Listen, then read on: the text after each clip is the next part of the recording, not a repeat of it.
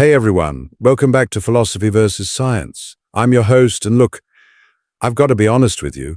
What we're about to do feels a little crazy, even for me. Picture this. It's 180 AD. The most powerful man on earth is dying in a freezing military tent on the Danube frontier. Marcus Aurelius, Emperor of Rome, commander of legions, but he's not thinking about glory or conquest. He's scribbling by candlelight, and his final thoughts, whether there's actually someone out there listening to his prayers. That's the man we're bringing back today. The philosopher emperor who ruled an empire but searched for something bigger than himself.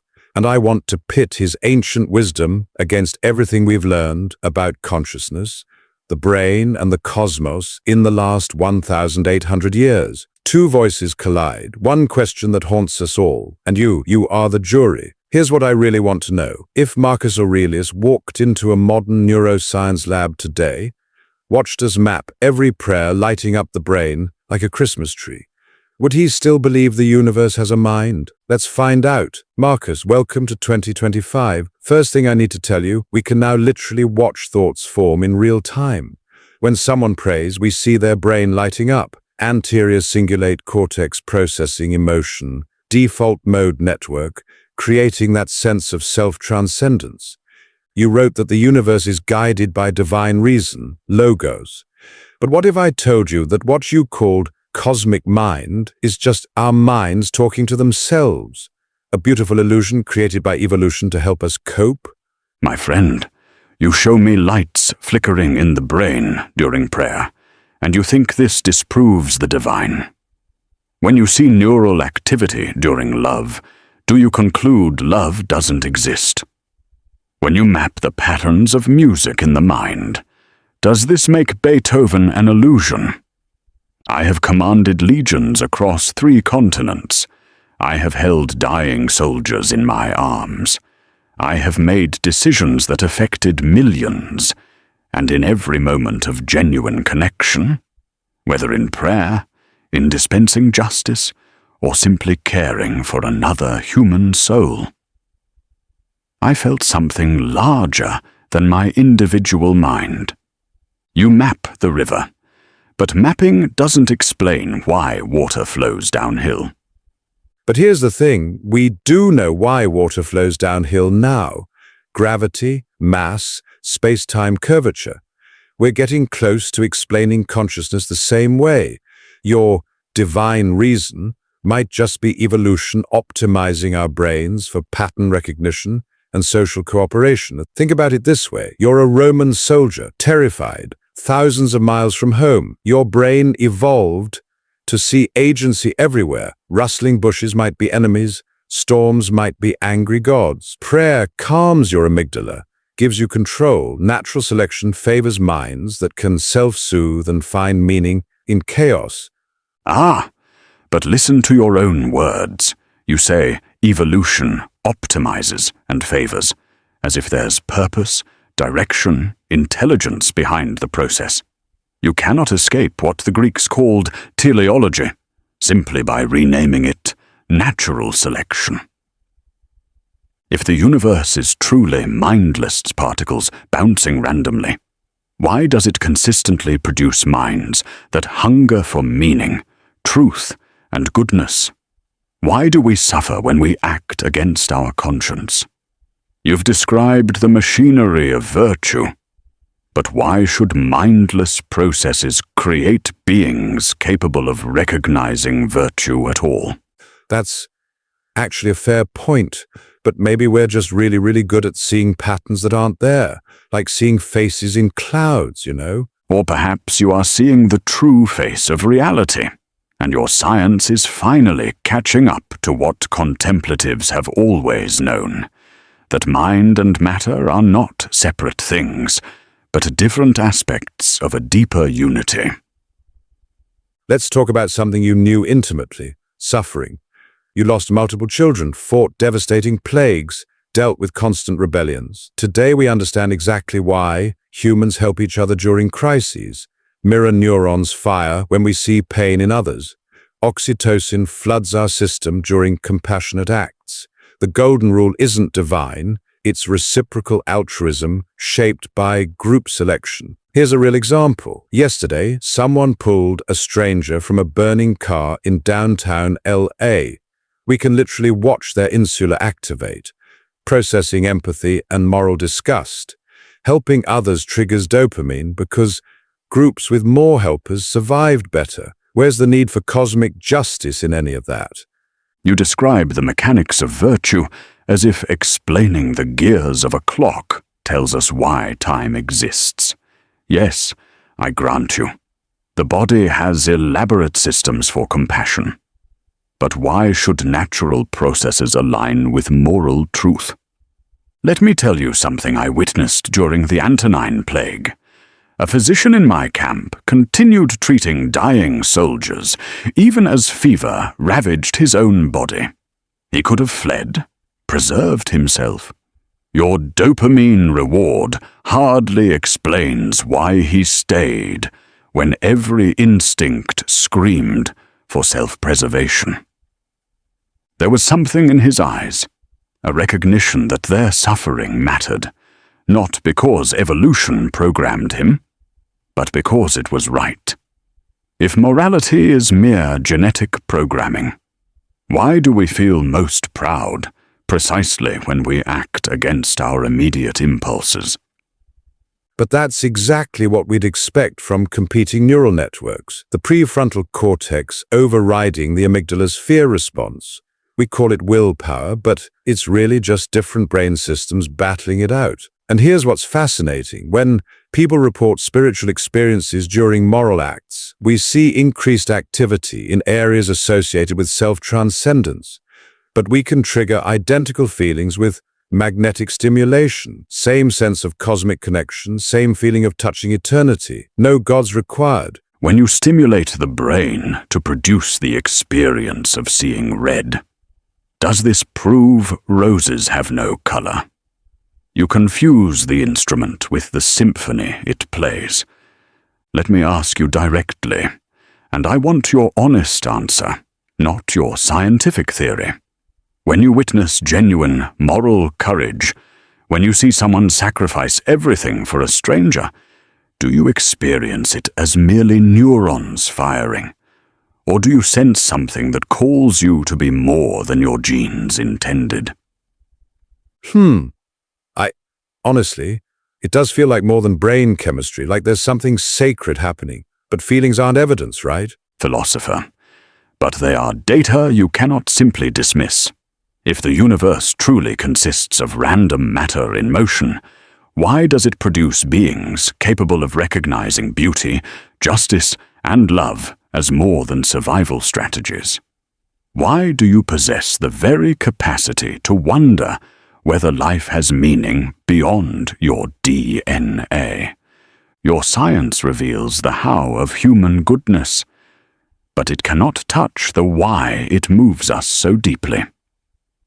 Okay, let's zoom way out. We've mapped the cosmic microwave background, literally the afterglow of creation. We know the universe started as quantum fluctuations 13.8 billion years ago, expanded according to precise mathematical laws, and here we are having this conversation. No cosmic designer needed, just physics playing out over deep time and consciousness.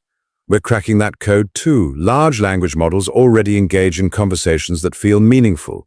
Give us another decade, and AI will pass every test of consciousness we can devise. If mind can emerge from silicon chips, why invoke the divine for carbon-based brains? Philosopher. You speak of minds emerging from matter as if this supports your materialist view. But reflect carefully on what you're claiming. Mindless particles, following mindless laws, accidentally produced beings capable of contemplating the universe, composing symphonies, and asking whether God exists. Is it not more reasonable to suppose that a cosmos capable of producing minds was itself minded from the beginning? You find mathematical elegance at every scale, from quantum mechanics to galactic structures. The same equations that describe planetary motion govern atomic behavior. Why resist the possibility that this profound order reflects underlying intelligence? But we've seen how apparent design emerges from simple rules. Conway's game of life creates stunning complexity from 4 basic principles. Evolutionary algorithms solve problems their programmers never anticipated. You don't need a designer, just time, iteration, and selection pressure. Yet even in your examples, there are still rules, still logical structures governing everything. Your game of life follows consistent mathematical principles. Evolution operates according to discoverable laws. You haven't escaped design. You've simply pushed it back one level. Here's what strikes me. Every time your scientists discover new natural laws, gravity, genetics, quantum mechanics, they find more beauty, more mathematical elegance. Einstein's equations didn't just work. They revealed a universe more beautiful than anyone imagined.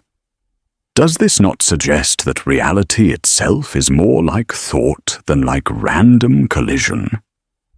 Maybe our brains just evolved to find mathematical patterns beautiful because pattern recognition kept our ancestors alive. But then why does abstract mathematics, developed for pure intellectual beauty, end up describing physical reality decades later? Why do equations conceived in a mathematician's mind perfectly predict phenomena never before observed? If mind and nature were unrelated accidents, such correspondence would be impossible. You speak of consciousness emerging from matter. But what if matter is simply how consciousness appears to limited perspective? What if we are not accidents in a mindless universe, but expressions of a universe that is fundamentally more like mind than machine? Marcus, I'll give you this. The deeper we dig into consciousness, reality, and quantum mechanics, the weirder everything gets. Some interpretations suggest reality might be observer-dependent. Integrated information theory hints that consciousness could be a fundamental feature of the universe, not just an emergent property. Maybe you're right that mind and matter aren't separate. Maybe they're 2 sides of the same mysterious coin, but even if consciousness is fundamental, even if the universe has mind-like properties, that doesn't give us your caring personal God. It gives us something more like cosmic consciousness, vast, impersonal, utterly alien to human concerns. And perhaps that is precisely what I have always meant by the divine. Not a human-like being granting wishes from the clouds, but the rational principle ensuring that courage matters more than comfort, truth more than convenience, love more than the mere chemistry that enables it. You have shown me marvels I never imagined, that thoughts follow discoverable laws, that compassion has evolutionary history, that consciousness itself may be woven into reality's deepest structure. Each discovery makes existence more wondrous, not less sacred. Whether you call it logos, cosmic consciousness, or the fundamental laws of physics matters little. What matters is this: we live in a universe where minds can contemplate beauty, where atoms can become aware of themselves, where mortal beings can touch something eternal through reason and love. The truth now rests with you. Give your verdict. You've heard both sides tonight. An ancient emperor who ruled the known world but sought something greater than worldly power. A modern perspective that maps both mind and cosmos, but discovers new mysteries with every answer. When you look at everything we've explored, mirror neurons and moral intuition, quantum mechanics and cosmic consciousness, the evolution of empathy and the unreasonable effectiveness of mathematics, what do you conclude? Marcus Aurelius believed the universe operates according to divine reason. That virtue aligns with cosmic order. that consciousness connects us to something eternal. Modern science reveals intricate mechanisms behind these experiences, while raising profound new questions about the nature of reality itself. Is the universe just particles in motion, following mindless laws until they accidentally stumble into consciousness? Or is there something more like purpose, meaning, even divine intelligence woven into the very fabric of existence? You've heard our debate, the emperor who found God in duty and reason, the scientist who finds wonder in neurons and stars, both seeking truth, both amazed by the mystery of conscious beings contemplating their own existence. What's your verdict? Does God exist? Drop your verdict in the comments. Are you Team Emperor or Team Science? And if you want to see us resurrect another philosopher, maybe Nietzsche arguing God is dead, or Aquinas with his logical proofs, hit subscribe.